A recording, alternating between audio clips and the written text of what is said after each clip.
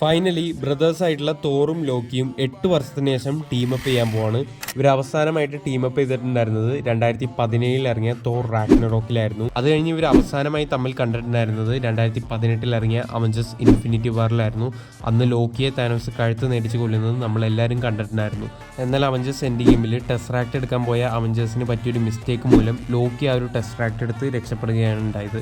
എന്നാൽ ഫ്യൂച്ചറിലെ ലോക്കി മരിച്ചു തന്നെയാണ്. പാസ്റ്റിലെ ലോക്കി മറ്റൊരു ടൈം ലൈനിലേക്കായിരുന്നു പോയിട്ടുണ്ടായിരുന്നത്.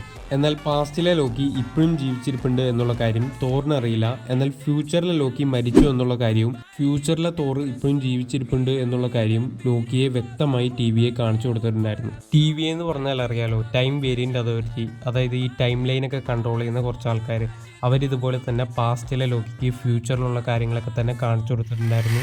അപ്പം ഞാൻ എന്തായാലും എക്സൈറ്റഡ് തന്നെയാണ്. ബ്രദേഴ്സ് ആയിട്ടുള്ള ലോക്കിയും തോറും നേർക്ക് നേരെ അവഞ്ചേഴ്സ് ഡൂംസ്ഡേയിൽ കാണുമ്പോൾ എന്തായിരിക്കും അവരുടെ റിയാക്ഷൻ എന്ന് കാണാൻ ഞാൻ എക്സൈറ്റഡ് ആണ്.